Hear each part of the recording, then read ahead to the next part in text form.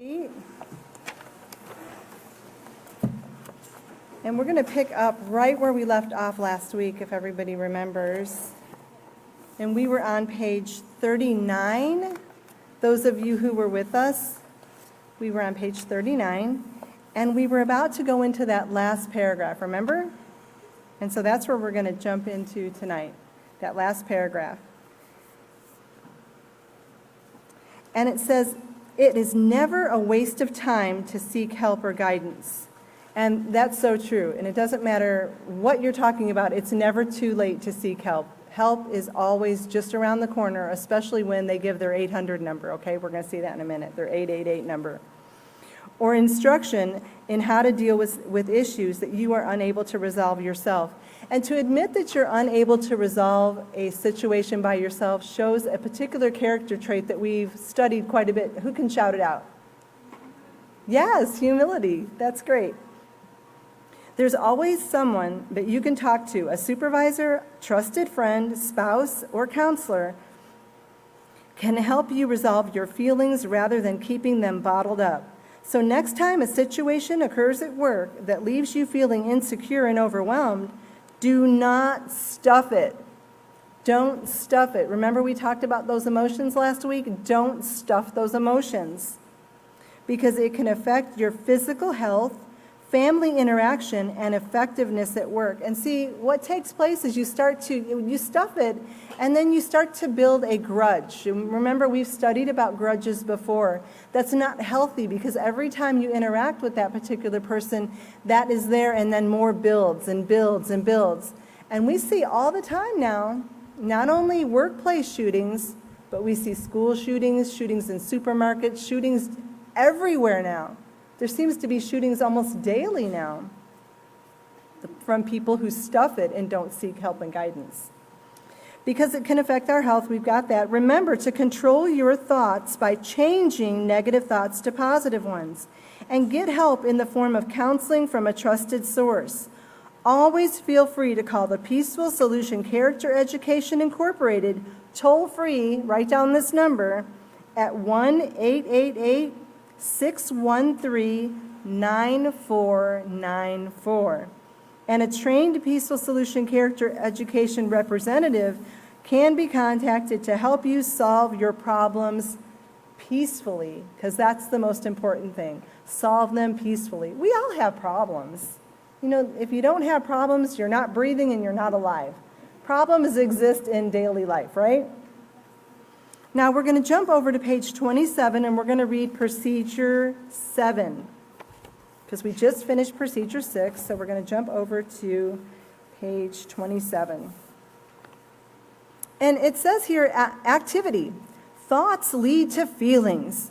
Prior to class, write the following statements down on small strips of paper, and I'm going to have these on the screen for you here so you can see them, just in case you don't have your books with you this evening. Begin this activity by handing out the strips and have volunteers take turns reading the statement. So we're going to have them on the screen now, and I'm going to go ahead and read them through, okay? And I want you to be thinking. So they should pop up on the screen at any time. The first one, I can't even complete a sentence. She's always cutting me off when I try to give my opinion. And it's so funny because I was going over this class, and 2 times this week, I was talking and I wasn't finished with my sentence, and the person kept interrupting. And I would start again, practicing what we're learning here, right? Because if you don't practice it, then there's no sense taking the course, right? So I took a nice deep breath and I smiled and I started again and I started to say what I wanted to say. They interrupted me again. And I said, this calls for drastic measures. So I pulled out a bigger smile and I said, would it be okay if I just finished my sentence? And they stopped and looked at me and said, okay. And I was able to then say what I wanted to say, because they thought they knew what I was going to say. But what they thought I was going to say wasn't what I was going to say at all. It was something totally different. So do you see how important it is not to interrupt? Now, raise your hand if you've ever been guilty of interrupting someone. Okay, those of you who are watching online or at a later time, the whole auditorium has their hands up. So this is something that we're all guilty of, right? Therefore, when someone does it to us, we really need to be quick to forgive them and realize that we've done it too, right? Don't hold that grudge. But how we react and respond to it is very, very important. So we've got to strive not to do it anymore. And if somebody does it to us, we just quickly move on. We respond with a smile, we say it again, and we get through the day, right? And hopefully the next time you interact, you're not going to get interrupted. And then hopefully you'll know how it felt to be interrupted and how that made you feel. Because remember, the beauty of this program is it gets us to start to thinking, because now every interaction I have now, I'm like, oh, I do that. How many of you, since you've been going through the program, oh, lots of you, something will be pointed out, and then we'll go through it in class, and then it's like an on-the-job training course, because everything that you're learning in the manual, it somehow gets put in front of you to practice.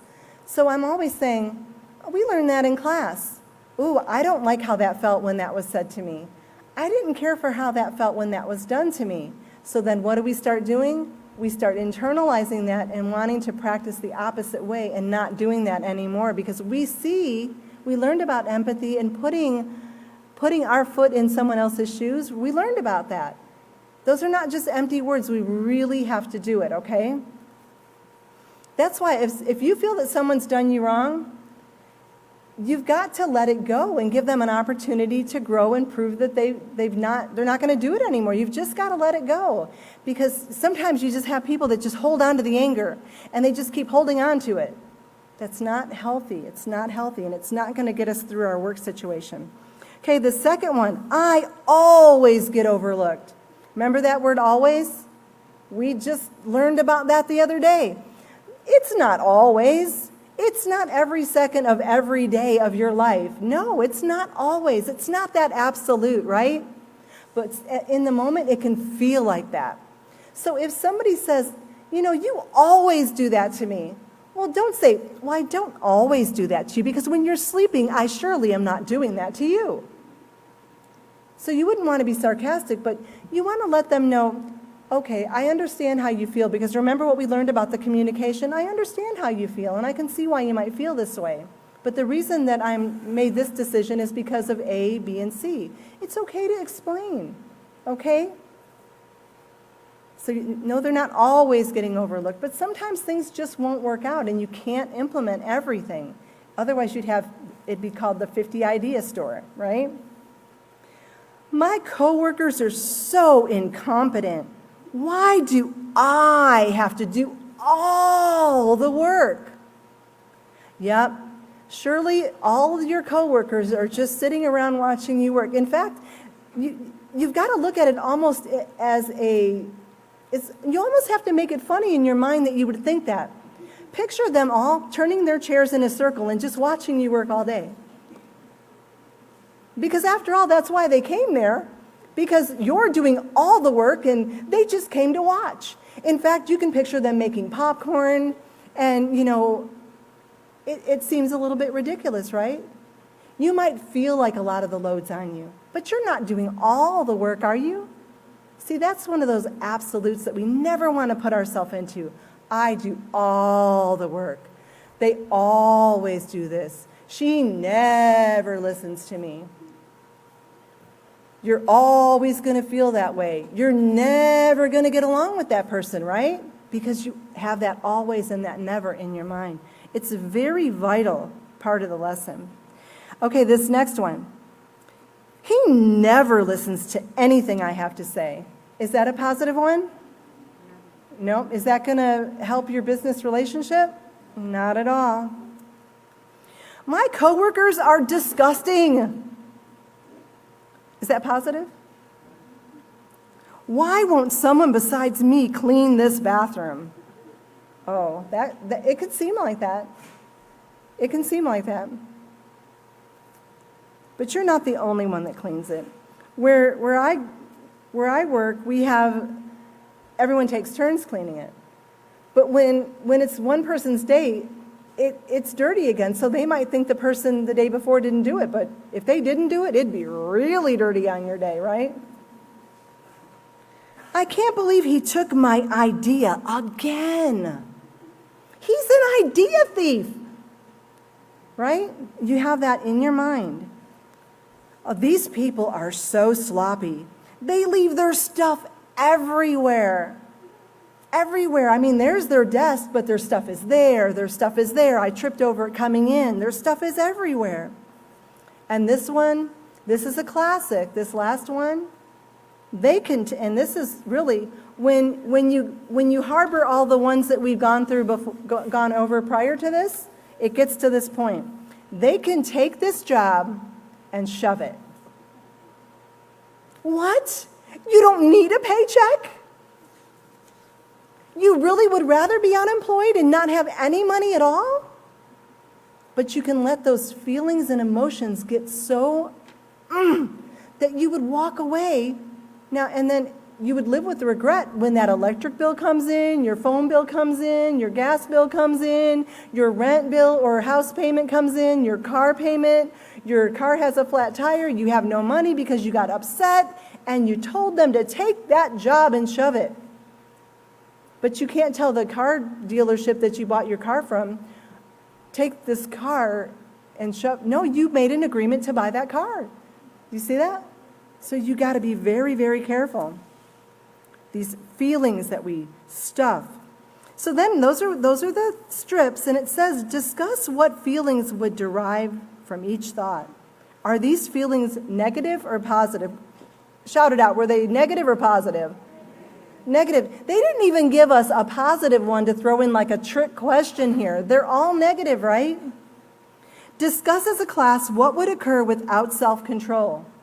Oh, teachers, you could have a great discussion on that because we've seen many, many, many workplace shootings. How could some of these feelings affect our choices and interactions? This brings great dialogue, okay?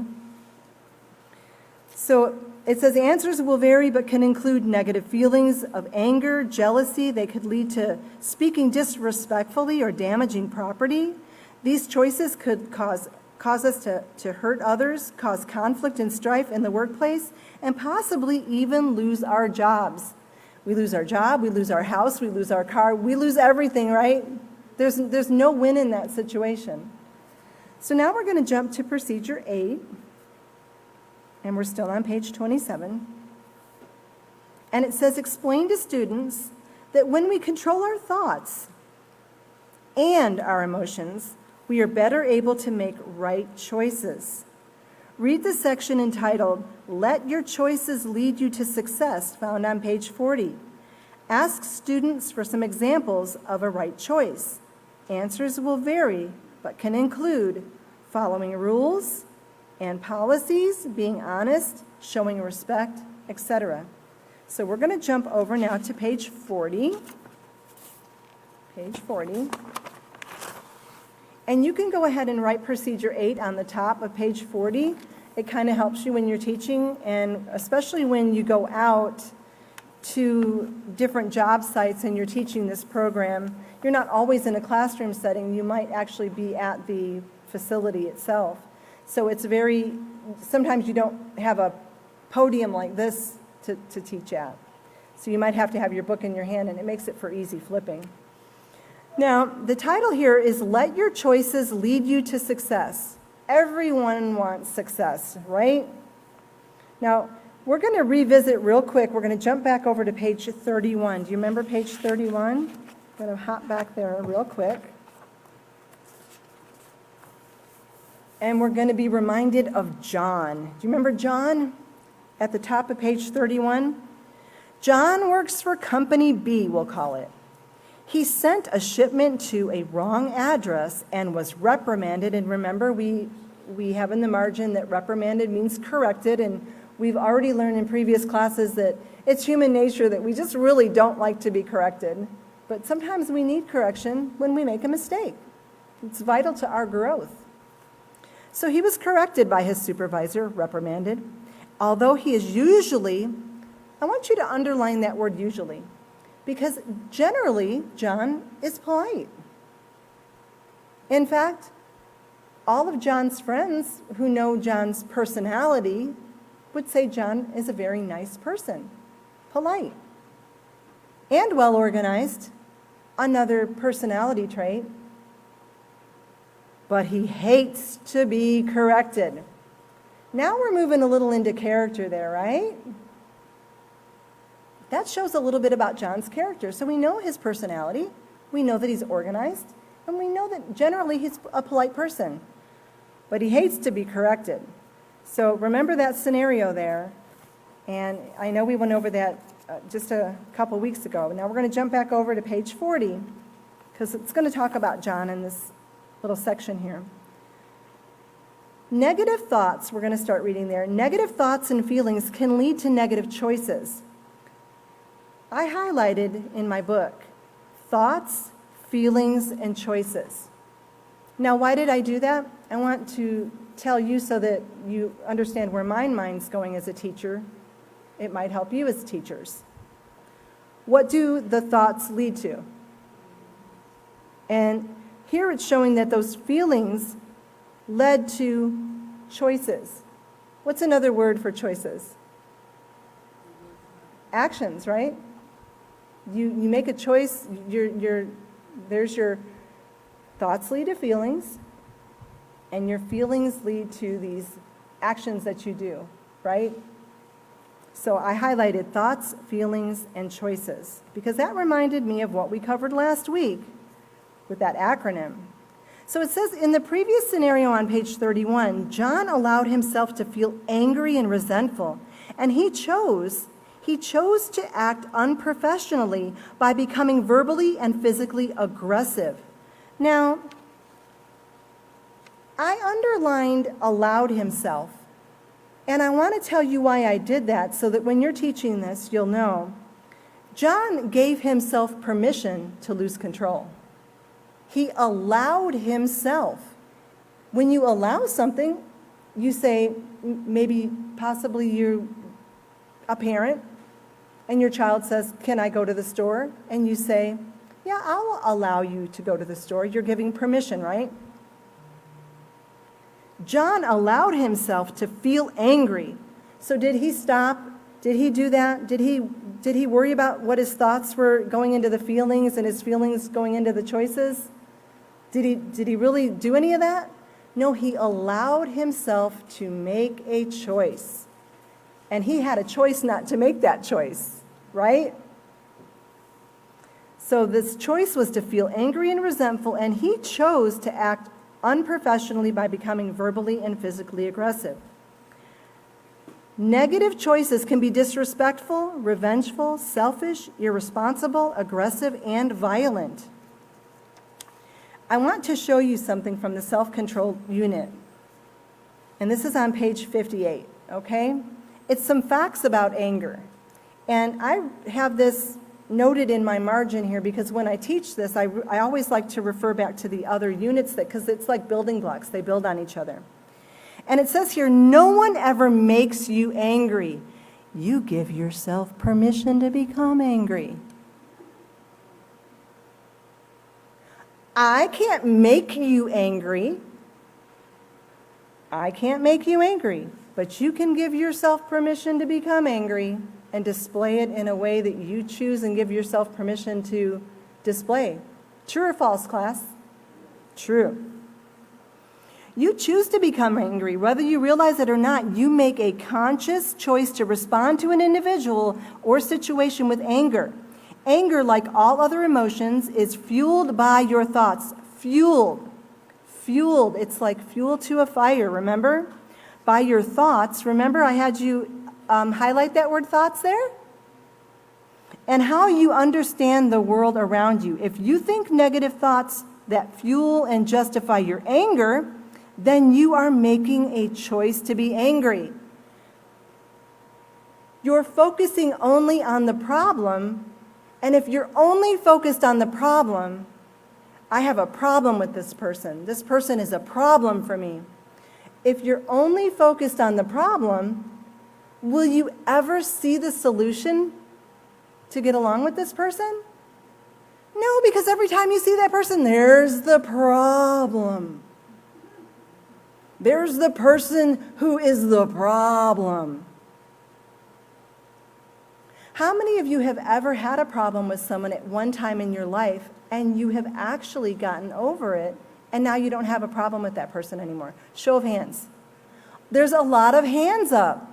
You had to make the effort to let it go.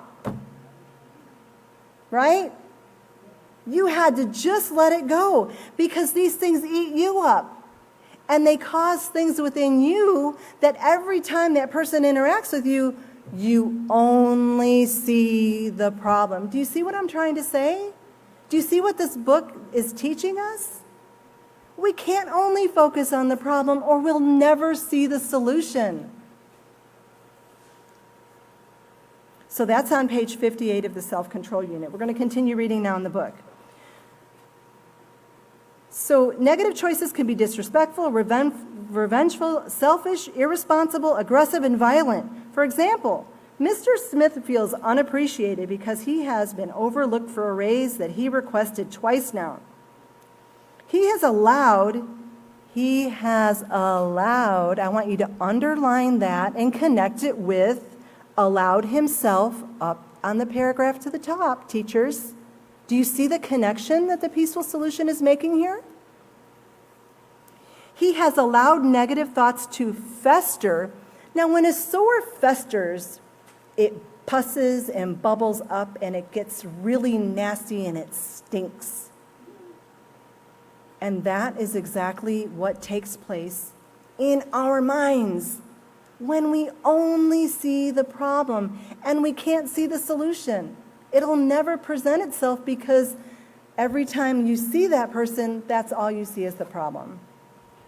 Or it can be a situation. It might not be a person all the time.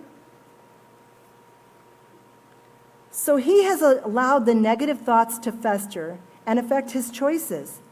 To get even with his supervisor, he decides to break the air compressor. Now that will solve everything.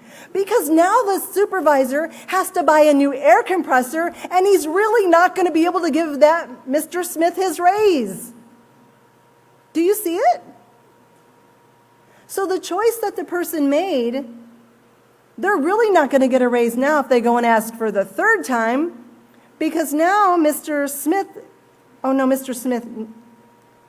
is the one that asked for the raise. So the boss has to go buy a new air compressor. So when Mr. Smith goes in there to ask again for the third time, his boss is going to say, Mr. Smith, I was just going to give you that raise. And then some unexpected things took place. Like a new air compressor?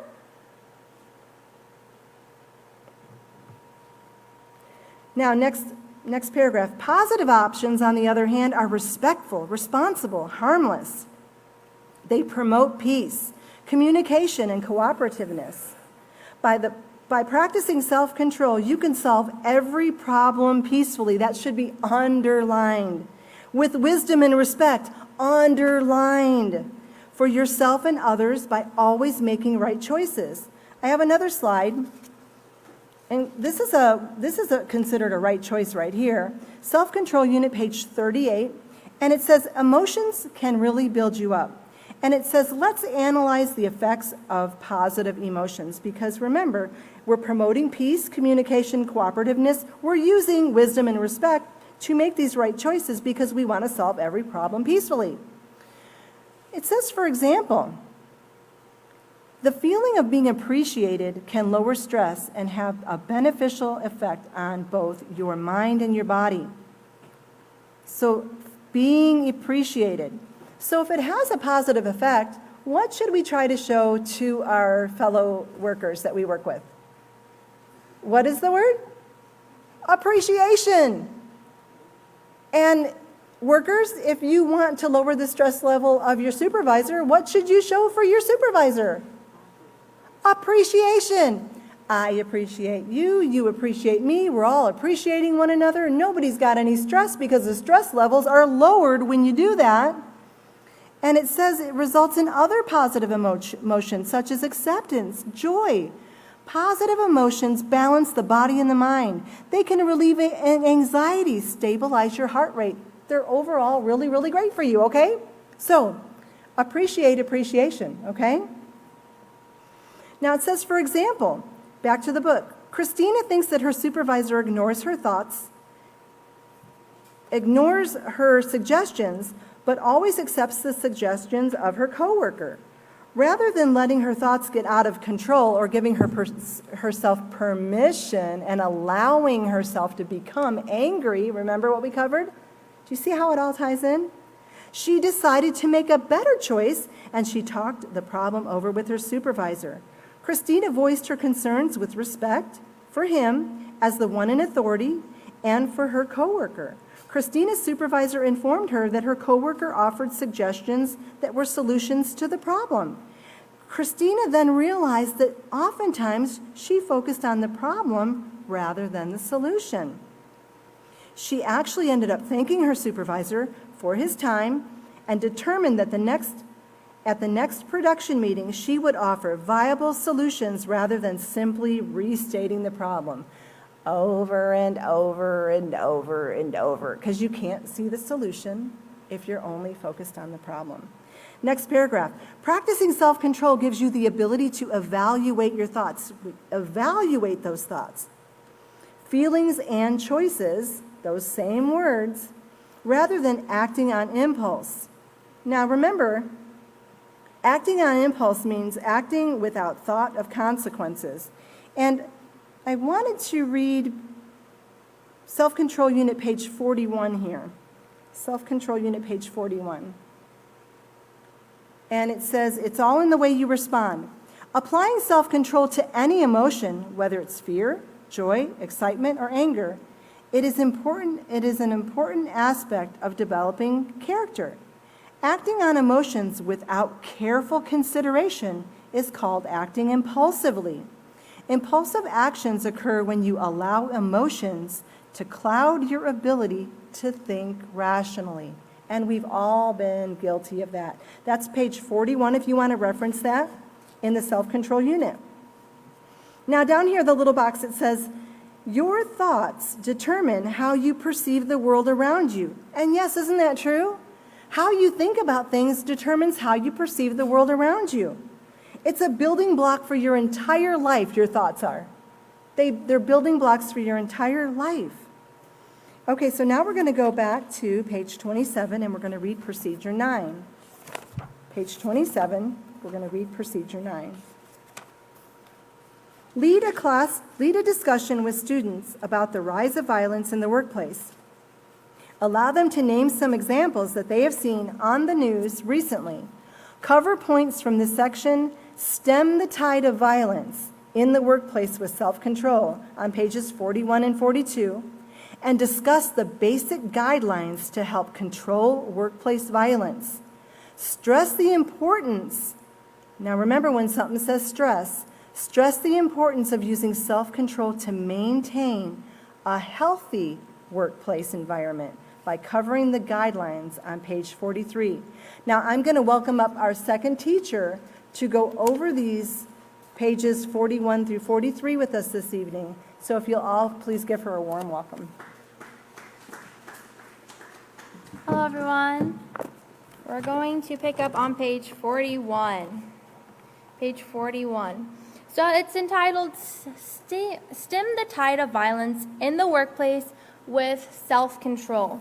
And I want to really focus first off what the word stem the tide means. If you look at that phrase, it actually means to attempt to stop a prevailing trend. To attempt to stop a prevailing trend. So we are trying to stop the prevailing trend of violence in a workplace with self-control. And I want to go to page 30. Page 30, where it gives you the definition of self-control. And it says, what is self-control? On page 30, self-control is not yielding to impulsive thoughts and actions. Now, for my sake, I went and broke down what the word not yielding is. First, I start off with, what does the word yield mean? And yield means to give something over to the power of another. So if you look at the definition of self-control, if you're not yielding to impulsive thoughts or actions, you're not allowing those thoughts and actions to take over you. And that's what self-control is, when you can control yourself. Going back to page 41, it says, a lack of self-control in a workplace can be dangerous and even fatal. Occupational violence has become quite frequent in recent years. Sometimes culminating, sorry, I forgot to say that word, in injury and death. Workplace violence can be defined as any verbal or physical threat or assault in the workplace. This includes, but is not limited to, threats, intimidation, cursing, insults, throwing objects, hitting, obscene gestures, and bullying. So I went online and I looked at the workplace violence. And I believe it was about in previous class, but I just wanted to reiterate it, that April 16th, 2001, this is from the AHA.org, the House passed a bill for workplace violence prevention. And they said that employers are required to provide annual training to employees and to keep a record of it. But one thing that I found on every website I would go on is that they would say, and you make zero tolerant violent zones where violence is not there, where it's not allowed. But I want you to think, if you're always told you cannot be violent, it's not allowed here. Okay, well, if I leave this workplace and I go to another workplace, am I to continue to be violent? Yes, because I've been taken from one workplace to another, but never explained how to deal with my actions, how to deal with my thoughts. I've just been removed from one place and put in another. Now, on the website losspreventionmedia.com, it talks about violence, workplace violence, in 4 categories. Number 1 is criminal intent, which is robbery or shoplifting. Number 2 is the customer-client, where a violent person is in a relationship with the business. So they work for the business, but the person that is violent is the one that is being served. There's another one. The third one is the employee of the business threatens others. And the fourth one was something that I hadn't thought of, but it's the person who's being violent does not have a relationship with the business, but it has a relationship with the person who works for the business. Now, when you think about that, there's been times on the news where someone has went and shot their significant other and caused major damage to that business. But did they work for that business? No. And as we go on to see that, it's not just what occurs at the workplace that affects you. Every environment you're in actually affects your attitude. So going on, it says, in 2009, a national crime victimization survey done by the Bureau of Justice Statistics estimated that 572,000 non-fatal crimes were committed. And I looked up online, and this is still the latest survey they have. But underlying non-fatal violent crimes were committed.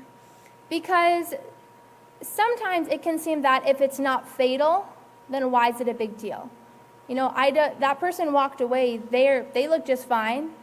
But going back to the top, it's not just physical or verbal, it's emotional.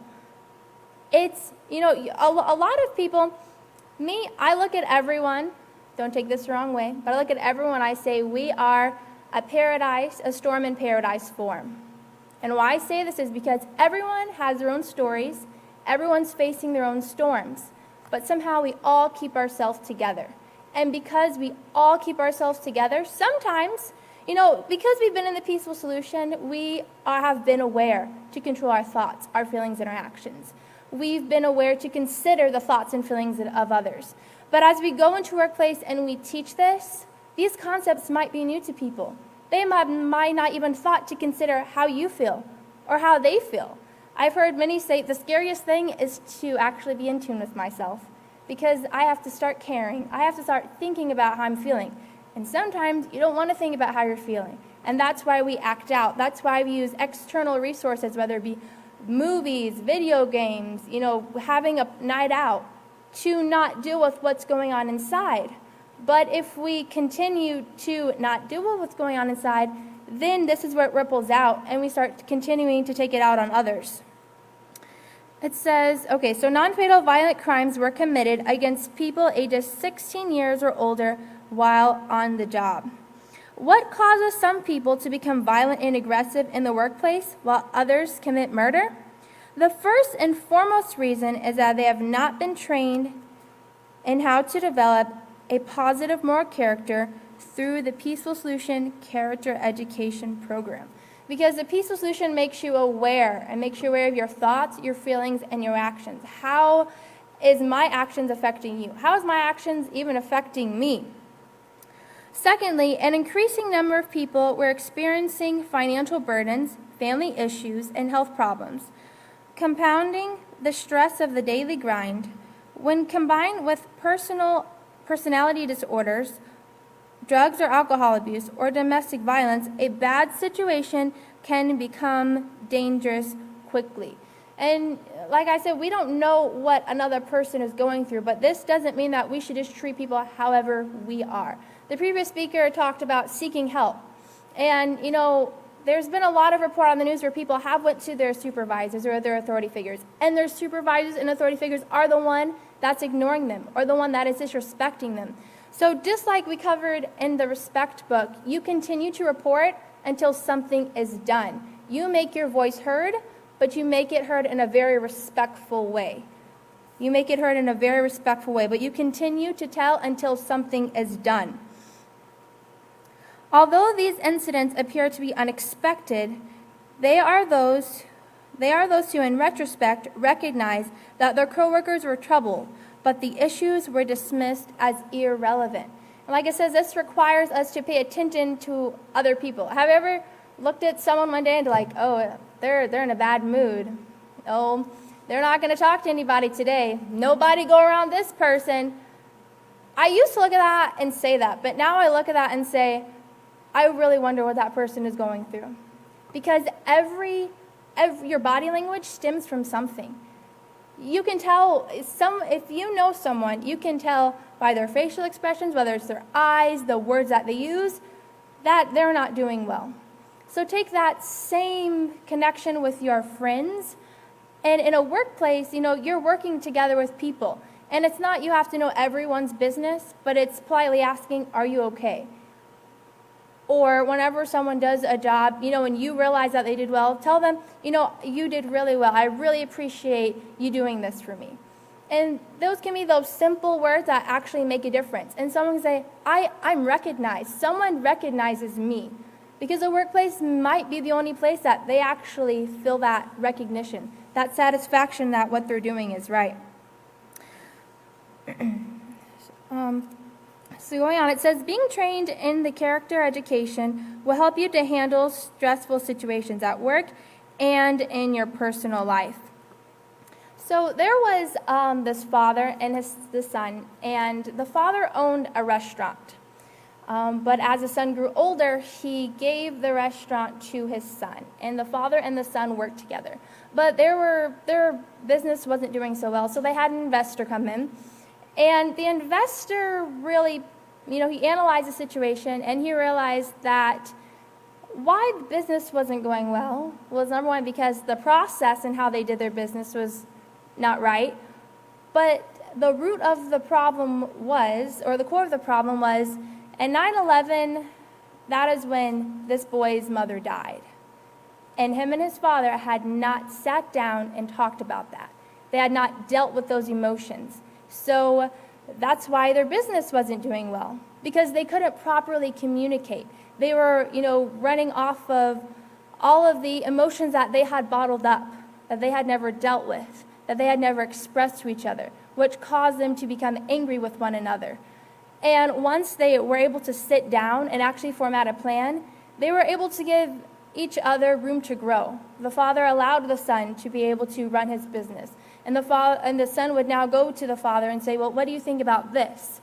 So whenever it comes to a workplace, I want you to keep 3 things in mind. In order to have a business, you have to have the purpose, you have to have people, process, and the product. The peaceful solution is not discussing how to make products, but it's discussing on how to make people. Without people, you don't have a business. You don't have someone that can produce the ideas. You have to make a team effort. And I know a lot of people say, well, there is me and team. There's not an I. Well, I want you to look at that word me and realize that I can control me. In order to be a part of that team, I have to know what I'm going through, what my feelings are, what I need to control. So in order to be a part of that team, you have to be in control of you in order for everything to work together. Okay, so going on, it says, it will help you to be more keenly aware of your surroundings and help you build basic skills for handling conflicts as they come up. Because there are a lot of times when we can't do anything to help someone else's life. And sometimes, when we're at work, we can't control anything but what we're doing at work. I can remember a time I was at work and my mind was everywhere else. I was concerned about everything else. And I looked at myself and I thought to myself, you can only do your work at this moment. So set everything else aside and focus on your work. And once your work is done, then you can focus on the next thing. And that can sometimes help relieve stress at times because we're focused on this, that, and the other, but we can't control that. We can only control ourselves at this moment. Below are some basic guidelines to help you recognize potentially dangerous behaviors. Never take threats made toward anyone in your work environment as irrelevant or as a joke. Report it immediately. The violence should never be taken as jokes. There can be some people where we can say, you're overly dramatic. And because someone's overly dramatic, or because, we know that person, that person would never do that. But never take your relationship with someone and think that that person has that same relationship with them. Take every form of disrespect, everything, even if you do not believe it. Take it to the proper authorities because you don't know that situation. It should be reported and taken seriously. Number 2, be aware of a coworker who exhibits aggressive or destructive behavior towards inanimate objects, a copy machine, trash can, telephone, when frustrated or angry. And I encourage you to really, when you have time, go and read the Self-Control book, Chapter 3. And the Self-Control book, Chapter 3 is entitled Control Your Anger. And it helps you to know what are my anger triggers. And I know in the previous pages we covered what are your anger triggers. And that's really important to know what triggers you, so that way if situations come about, you can prepare yourself. Okay, this is occurring. I know this is going to cause me to become upset, but let me go ahead and calm myself down. What can I do in this moment to control the situation? In the Self-Control book on page 66, though, it talks about 3 different anger styles. And this also has to do with paying attention to your coworkers if they seem withdrawn, displacement, or attack. Those are the 3 different anger styles. You have withdrawal, displacement, and attack. And that's Self-Control book, page 66. Okay, so let's go on to page 42. Page 42. And it says, number 3, report any coworker who threatens, intimidates, or bullies others. Now, why would you do that? Because number 1, it's not okay. No one wants to work in that environment. But number 2, everyone wants to work in a peace and safe environment. No one wants to work in a place where you're dodging a person who you never know whenever they get upset and they could throw something at you. Now, this might be something we say, I would never do that. But we also don't know other people. We also do not know what we don't know what everyone's triggers are. And this is really what we want to make our teachers aware of, is that we don't know what goes on in other people's houses. We don't know, what they watch, what they listen to. So these things might just be common behaviors to them. When they get upset, they throw something. They say vulgar language. This could be a habit. So this is why we want to report it. So whenever we see it, it can be brought up to them. It can be talked about. Okay, why are you expressing these behaviors? Like, is there a way I can help you? Number 4, be aware of who was bullied or intimidated by others who haven't yet been trained in the Peaceful Solution Character Education Program, who, like many others, may think retaliation is the only way to solve the problem. Report your concerns to a supervisor. Bullying, which is just another form of disrespect or word for disrespect, is never acceptable, no matter if you are upset yourself. And retaliation is never the answer. In a society, it's common to say that whenever I wrong you and you wrong me, well, that's just how it goes. But the Peaceful Solution says that those who control themselves, that is their strength. You show your strength whenever someone disrespects you, and you can compose yourself, and you can still treat that person with the utmost respect. Because if you think about it, if you retaliate to that person, and that person retaliates to you, and you keep going back and forth, by the end of that, someone could really get hurt. And think about how that's going to also affect the business, because you're no longer, putting all your effort into the business. You're trying to avoid someone. You're having all of these conflicts, but it's not, it could all be solved if we stopped and we thought about our actions. The teacher before talked about with Christina, how she thought, the supervisor never likes my ideas. And she also addressed about how whenever you are annoyed with someone, I will share something. There was someone who I was very annoyed with, and I had to work with them every single day. And let me just say, I kind of dreaded it. But every time I talked to them, I tried to be respectful. And one day I looked at the mirror and I said, you know who's the problem? You are. I'm the problem. Because they are trying to be as kind as they are. No matter what they're saying to me, I am the problem. Because I'm creating all of these situations in my head. I am creating this annoyance with this person. So if I calm myself down, if I stop approaching that situation thinking how annoyed I am with that person, maybe things would go on a little bit better. And you know what? It's been, I don't know, maybe like 6 months, but things have been better. And I think it's because I have tried to apply what's been taught in the Peaceful Solution. Once you get involved in the Peaceful Solution, you realize there's a solution. It annoys you when you can't solve it. It annoys you when you realize that I have control over me. I'm out of control because I'm choosing to be out of control.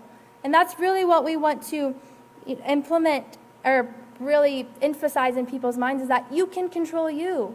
You can't control the circumstances around you, but you can control you. You can control if you become upset, how you allow that to interact, how you allow that to affect your interactions with others.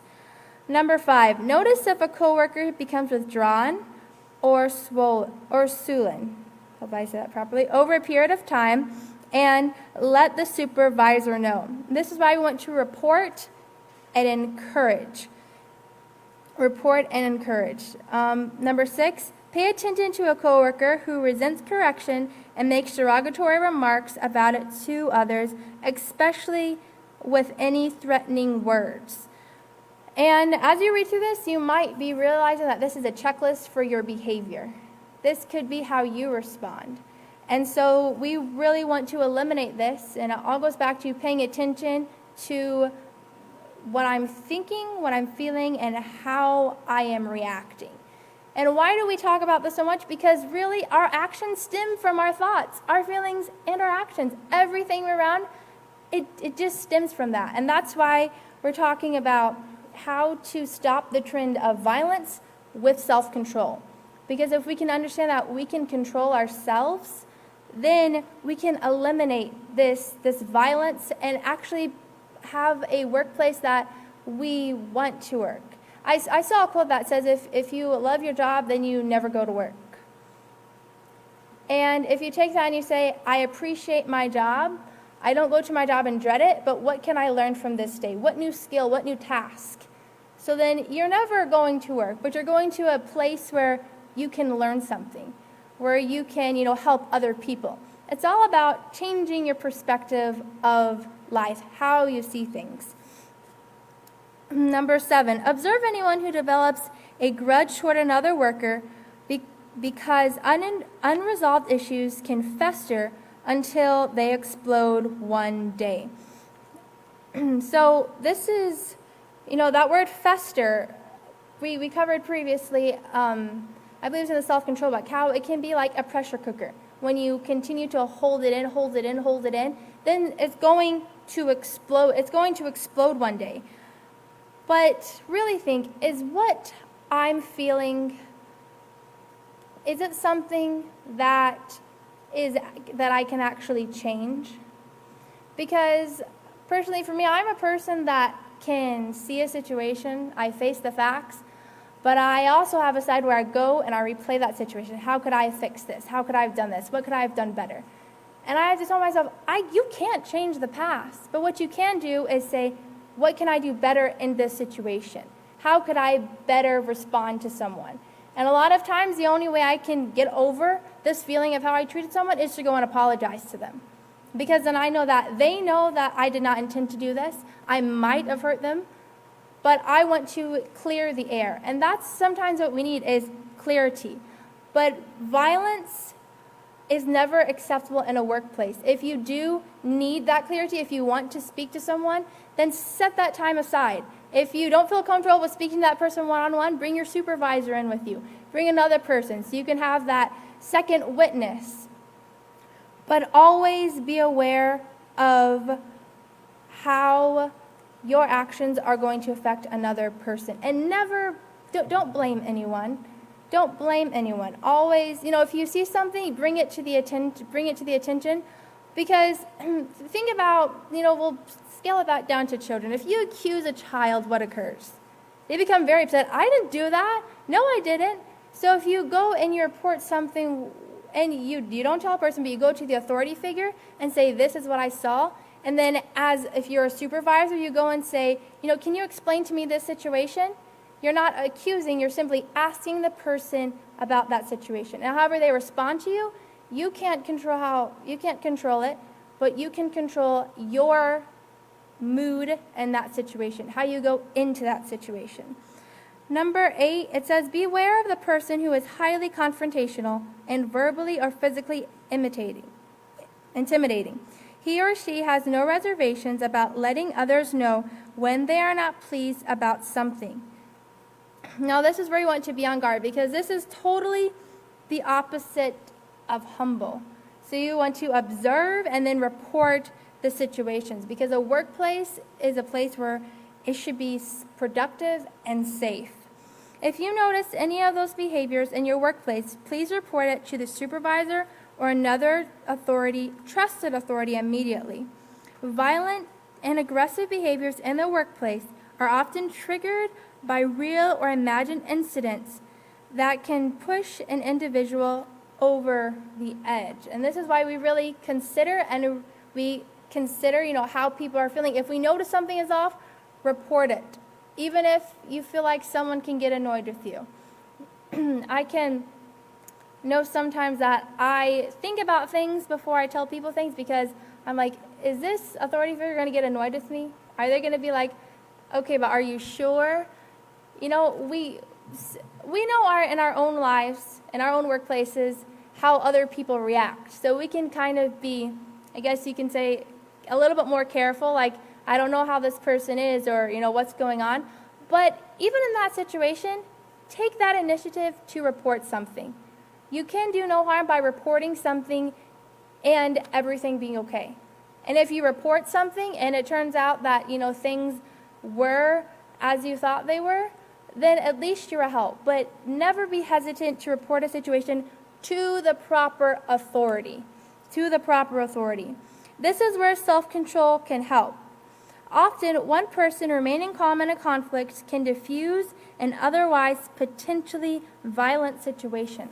Let this person be you. Let it be you who remains calm in this situation. The overall atmosphere of your workplace can also influence the choices people make. As an employee, you can have little or no input into how the business is run. If there are decisions and procedures put into place that you do not like or agree with, you can practice self-control and handle the situation appropriately by doing what you are told, rather than resisting or complaining about it. Complaining really never solves the problem. All it does is make the workplace a more miserable place. And if you complain and you complain out loud and you share that with, your other coworkers, or if you as an employer, share, with other people how you don't like these rules, then you're really not setting a foundation for people people that want to follow the rules. So whenever you set rules, they might not like them. They might, think back to that time where you didn't follow that rule either. And that's one thing that I really want to impress, is that self-control is following the rules even if the people you look up to are not following those rules. Even if your coworkers are not following those rules. This is where self-control is. Doesn't matter if they're not following the rules, if they're not doing what they're supposed to be doing at this time at work. No, it doesn't matter. It shouldn't matter to me. I mean, if I need to, I can report it, but it shouldn't affect how I choose to obey the rules. If I'm obeying those rules, then it can help me to be a better example to those other people. Going on, it says, as an employee, there are going to be times whenever the business is ran in ways that you might not agree with. But if you do have suggestions, there might be times wherever you can, kindly suggest things.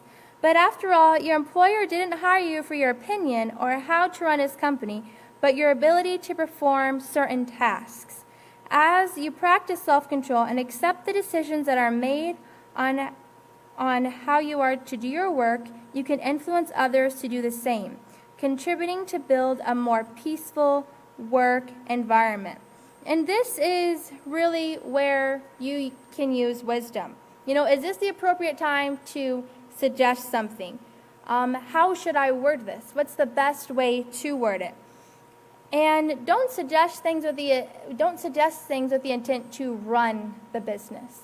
Because remember, you are an employee, or you have to follow, the rules. So if you are given those rules, you want to obey those rules. So accept the decisions that the business owner has concerning their business. We can always suggest things, but always have a humble approach. So, just going over that, the peaceful solution will help you in order to have a peaceful workplace. It will help us as we continue to encourage teachers to implement this in the workplace. The only way that it will not work is if we as, teachers don't apply it ourselves. If we as employers don't want the atmosphere to change. If we as individuals don't want it to change. If you want something to change, you will put every effort you can into changing something. And as a workplace, your livelihood, the way that you pay your bills, the way that you can reach out to your community, you want to make this work. And that's how you can leave your footprint of positivity in your community. And with this, this is the end of class. So thank you very much.